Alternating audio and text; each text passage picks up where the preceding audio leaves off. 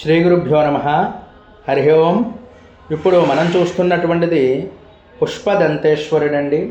ఇది చాలా గొప్ప లింగంగా చెప్పబడుతుంది. ఎందువల్ల అంటే ఇది ఎక్కడుంది అనేది ముందుగా మనం తెలుసుకుందాం.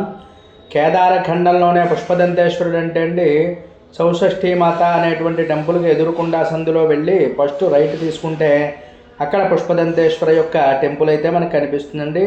చాలా గొప్ప లింగం. అంటే ఇది ఎందువల్ల అంటే కాశీ క్షేత్రంలో అనేకమైనటువంటి కోట్ల లింగాలుగా పరమేశ్వరుడు స్వయంగా విరాజిల్లేటువంటి దివ్యస్థలం. ఈ పవిత్ర క్షేత్రంలో ప్రతి లింగానికి ఒక ప్రత్యేక పురాణ గాథ ఉంటుంది. అందులోనే గొప్ప లింగం పుష్పదంతేశ్వర మహాదేవుడు. పురాణాల్లో వర్ణించబడినటువంటి ప్రకారం పుష్పదంతుడు యొక్క దేవతలో ఒక గంధర్వుడు. ఇతడు సౌందర్యానికి సంగీతానికి కూడా ప్రతీక. ఒకసారి దేవగంధర్వుడు పుష్పదంతుడు స్వర్గంలో గంధమాలలో పుష్పాలు తేవడానికి భూమికి వచ్చాడు.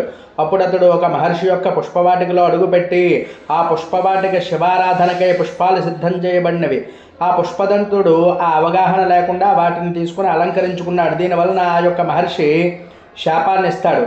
ఓ దేవగంధర్వ, నీవు పరమేశ్వరార్చనకి సిద్ధమైనటువంటి పుష్పాలన్నీ కూడా అపహరించితివి.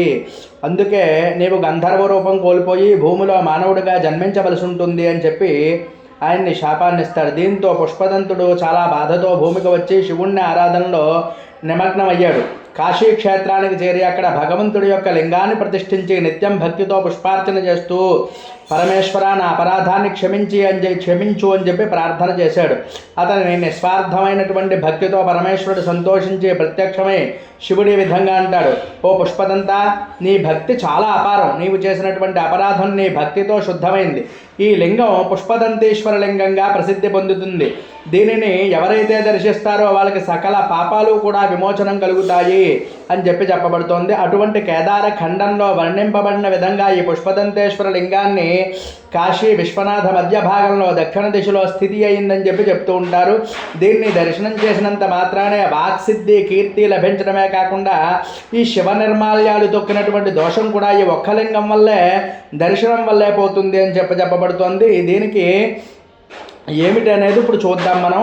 యో దృష్ట్వా పుష్పదంతేశం భక్త్యా ఉపాస్యతే వాణీం సిద్ధిం లభేత్ తస్య పాపనాశో భవేత్ ధ్రువం అని చెప్పబడుతోంది. భక్తితో పుష్పదంతేశ్వరుని దర్శించిన వారికి వాక్సిద్ధి కలుగుతుంది, పాపాలన్నీ కూడా నాశనం అయిపోతాయి అని చెప్పబడుతోంది. స్వామిని బిల్వదళాలతో మరి ధూపదీపాతులతో అర్చన చేసినట్లయితే అద్భుతమైనటువంటి ఫలితాలు కలుగుతాయి.